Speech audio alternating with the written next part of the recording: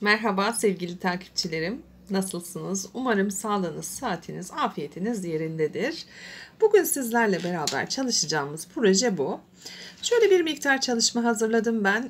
Tekrardan ibaret olduğu için çalışmamız her 4 sırada bir de başa döndüğümüzden dolayı 1, 2, 3 model sırası çalıştım ve 4. model sırasının kurulumunu sizlerle beraber gerçekleştireceğiz kısmet olursa.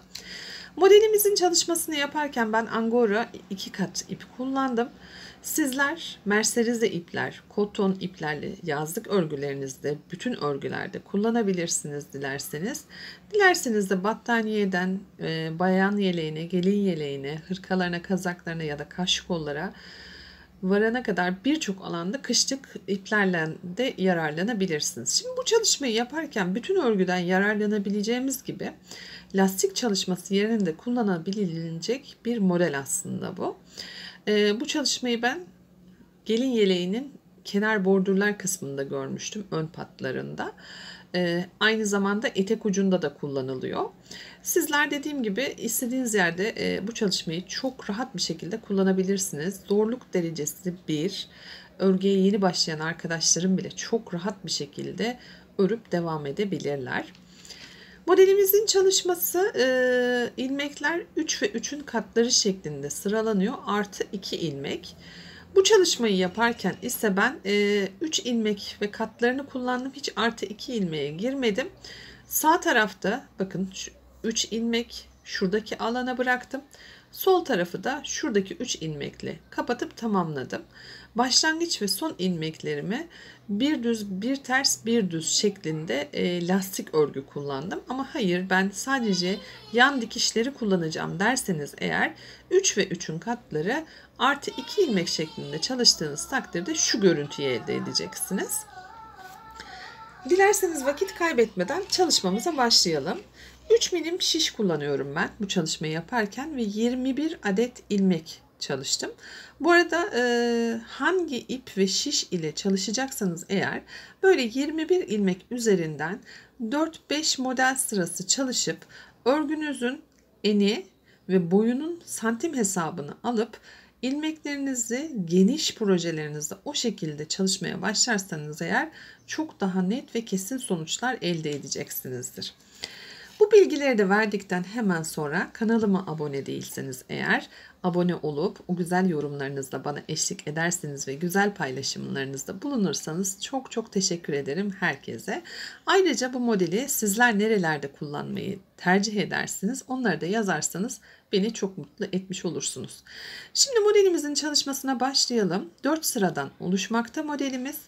21 adet ilmek atıp bir sıra ters ördükten hemen sonra ön yüze geldiğinizi ve benimle beraber ilk ilmeği düz ilmek olarak attığınızı hesaba katarak örgüme başlıyorum.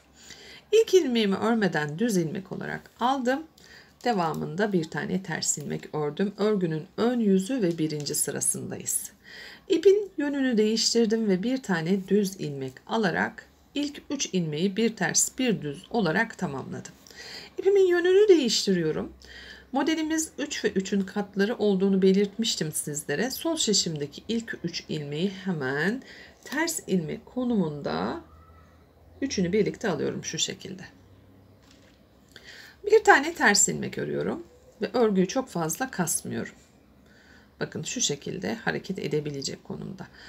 İşaret parmağımdan da yardım alaraktan şöyle kısılmasını önüne geçerek bir tane arttırma ilmeği hazırlıyorum ve aynı noktadan bir tane daha ters ilmek çıkartıp sol şişimde bulunan ilk 3 ilmeği bu tarafa taşırken 3 ilmek olarak taşımış oluyorum ve sol şişimi çıkartıyorum. Şimdi model bu. Bunu sıra sonuna kadar tekrarlayacağız. 3 ilmeği şu şekilde önce bir ters, bir arttırma, bir ters ilmek şeklinde 3 ilmeği sağ şişe 3 ilmek olarak alıyoruz. 3. modele geçtim. Bir ters, bir arttır, bir ters. Tekrar diğer üçlü gruba bir ters ilmek, bir arttır, bir ters ilmek. Bakın sol şişimde 6 adet ilmek kaldı. Son 3'ü modelime dahil değil. Hemen ilk sırada bulunan ilk 3 ilmeğe bir ters, bir arttır, bir ters şeklinde çalışıyorum. Son 3 ilmeğe bir düz, bir ters, bir düz olarak tamamlayıp birinci sırayı bitirmiş oluyorum. Örgümün ikinci sırası arka yüzüne geçeceğim. Burada yapacağım işlem ilmekleri ilk 3 ilmeği gördüğüm gibi örmek. Yani bir tane ters, devamında bir adet düz, tekrar bir ters ilmek.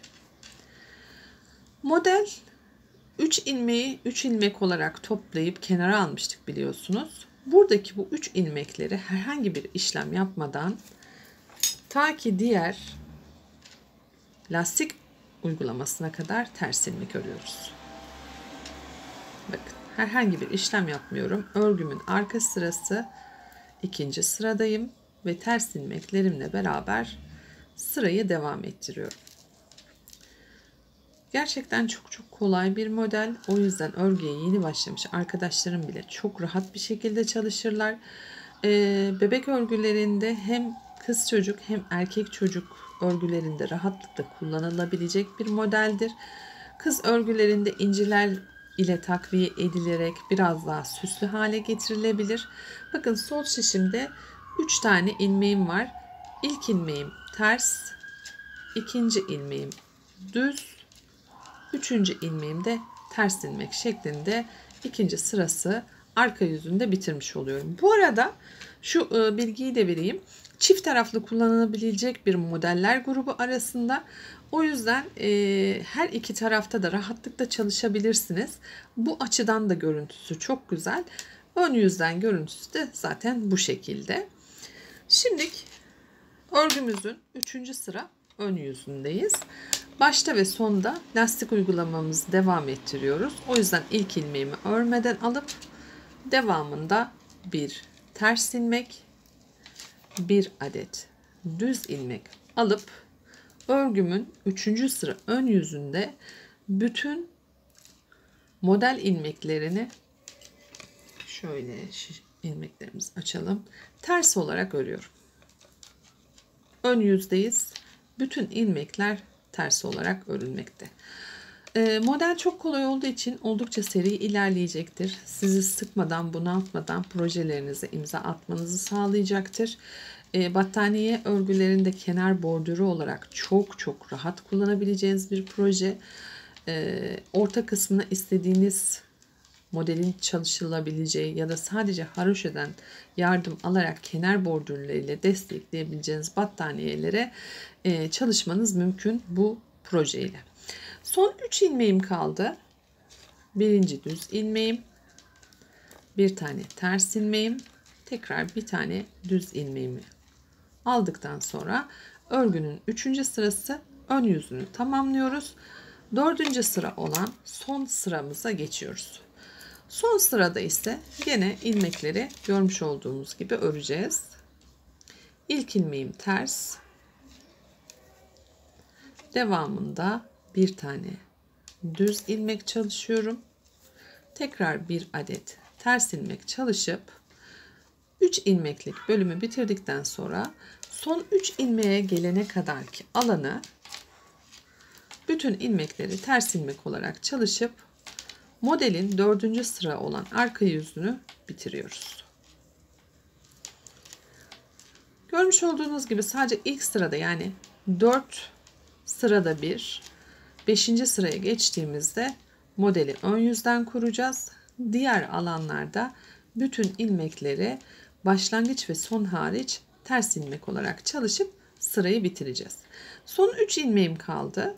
Bir ters, devamında bir düz, bir ters ilmeğimi çalışıyorum ve tekrar modeli kurmak için ön yüze geçiyorum. Model kurulum alanındayım.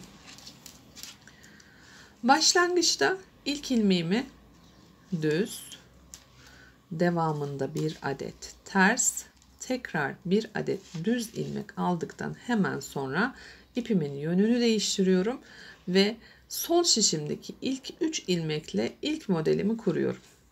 3 ilmekten 3 ilmek çıkartacağım. Örgümü kasmayacağım. Dikkat etmem gereken bu. 3 ilmeği çıkarttıktan sonra da sol şişimi boşa alacağım. Tekrar ilk 3 ilmeği birlikte alıyorum. Bir tane arttırıyorum ve aynı noktadan bir ilmek daha arttırıp sol şişimdeki ilmekleri çıkartıyorum.